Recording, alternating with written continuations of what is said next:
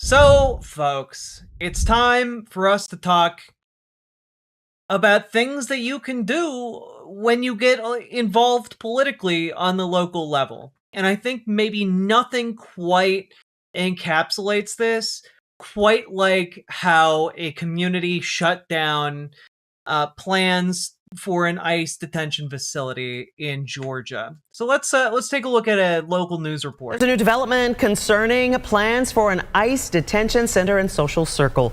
Homeland Security and immigration officials want to convert an old warehouse into a place to house detainees. Channel 2 has confirmed the city has cut the water and sewer to the building off.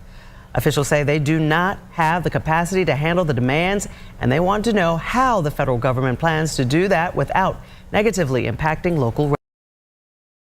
local residents. So basically, the local city government got together and said, until you have a plan to make sure that, like, you have a livable facility and something that is not going to just leech off of the community and, like, flood our sewer system, overload our power grid, etc.,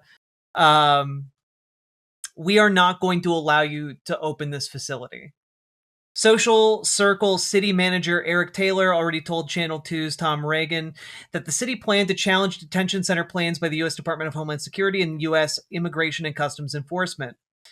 And they cut off water and sewer services to the warehouse turned detention center and put a lock on the water meter. The lock will stay on unless more information is provided to the city. And essentially will stay off until ICE indicates how water and sewer to the facility will be served without exceeding the limited infrastructure capacity. I.e., how the fuck are you going to make this empty warehouse a livable place for people that you were intending to store there? And the reality is that they don't have any plan and can't produce such a plan.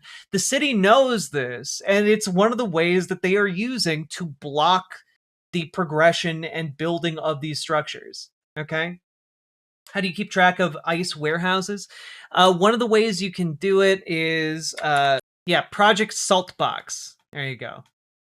Project Saltbox has a really, really great breakdown of a different ways communities are encountering these detention facilities and countering them and trying to stop them. But that's, as far as I have been able to find, Project Saltbox is basically the best place to get information on the proliferation of ICE warehouses. But when you're involved on the local level, guys, you can, in fact, just be like, hey, let's shut the city's water and sewer off to that ICE detention center. And then they literally can't do it. They literally just cannot have that facility run without power, without water, without sewer, etc. You cut off their ability to make it a functional place. Because I guarantee you, even if they are willing to let detainees shit themselves on the floor, they're certainly not willing to let their, guards do the same. They're not willing to let the officials in ICE do the same. Okay?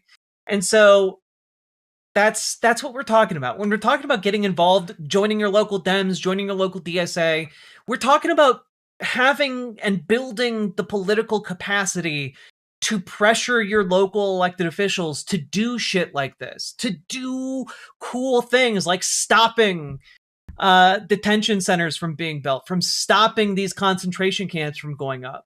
Okay? Like, that's really, really important. You get to protect your community. You get to protect other people from being picked up by ICE. You get to do the things that keep you and yours safe. That is why it is so important to get involved in your local political scene. It is not just so that we can get like some far off goal. It's so that we can do things right now, right here. It's so you can keep everyone you love safe. Also, if you pressure your local elected officials to do things, you know who they pressure? Higher up elected officials. Exactly. So that's why I keep begging you guys to get involved and get organized. I'm going to do it one more time. Join your local Dems, join your local DSA. If you join our Discord and reach out to Dragonfly for help with your local Dems or Gamergy for help with your local DSA, we can help you make your local Dems become more progressive. We can help you make your DSA more effective. We can do these things that are so, so, so important. But you need to be willing to take that first step. And all that being said, folks, we need you to do it. Because no one is coming to save us. We have to save ourselves.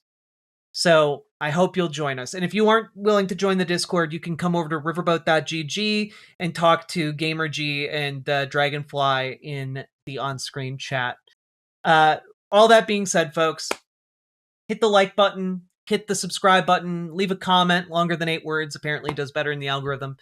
And also check out ImogeneOlivia.com, gender euphoric lingerie designed from the ground up for trans femmes. Check it out, link down below in the description, and let's keep on going.